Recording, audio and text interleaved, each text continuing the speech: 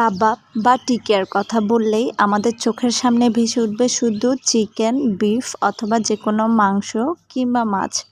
কারণ আমরা মাছের টিকিয়া বা মাংসের টিকিয়া খেতে বেশি অভ্যস্ত, কিন্তু কাঁচা কলা দিয়েও অনেক মজার টিকিয়া করা যায়। হ্যালো এভরিওয়ান, আসসালামু আলাইকুম। কেমন আছেন সবাই? আশা করি অনেক ভালো আছেন। আলহামদুলিল্লাহ, আমিও ভালো আছি। আজকে আপনাদের সাথে শেয়ার করব কাঁচা কলার কাবাব বা টিকিয়া রেসিপি। এখানে আমি প্রথমে একটা কলা ও একটা আলু ভালোভাবে সিদ্ধ করে নিয়েছি। এরপর এগুলোকে হাত দিয়ে ভালোভাবে ভেঙে ম্যাশ করে নিয়েছি। তারপর কিছুটা পেঁয়াজ কুচির সাথে অল্প একটু ধনিয়া গুঁড়ো, স্বাদমতো লবণ, জিরা গুঁড়ো, একটা স্বাদে ম্যাজিক মশলা, সাথে কিছু ধনিয়া পাতা কুচি দিয়ে ভালোভাবে মিক্স করে নিয়েছি। এবার পেঁয়াজ আর মশলাগুলো কলা ও ম্যাশ করে রাখা আলুর সাথে ভালোভাবে মিশিয়ে নিব। এর সাথে আমি এখানে বাইন্ডিংয়ের জন্য অ্যাড করেছি 2 টেবিল চামচ বেসন।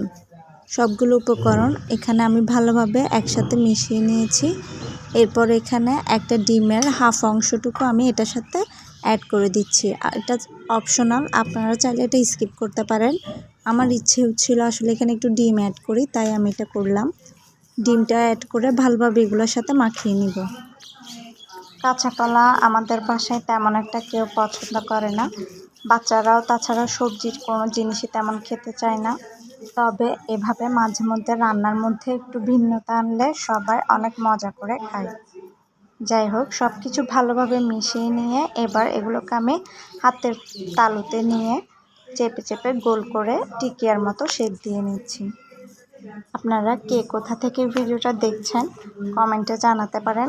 ভিডিওটা ভালো লেগে থাকলে অবশ্যই একটা লাইক ও একটা কমেন্ট করতে ভুলবেন না। সবগুলো টিকিয়া বানানো হয়ে গেলে এবার ফ্রাই প্যানে একটু তেল গরম করে টিকিয়াগুলো একটা একটা করে দিয়ে দিব। খুব বেশি একটা ডুবো তেলে ভাজতে হবে না, অল্প তেলে এগুলো ভাজলেও চলবে। এক পিঠ হয়ে গেলে এরপর উল্টিয়ে আরেক পিঠও একটু লালচে ব্রাউন কালার করে ভেজে নিব আমি।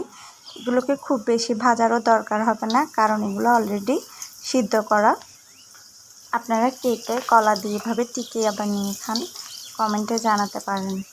আমার বাসায় কলা তেমন একটা আনা হয় না, এটা পছন্দ করে না দেখে এই প্রথমে আনা হলো, তাই খাওয়া যাচ্ছে না দেখে ভাবলাম এটাকে এই প্রসেসে রান্না করি। যাই হোক, খেতে মোটামুটি ভালোই ছিল, খারাপ না।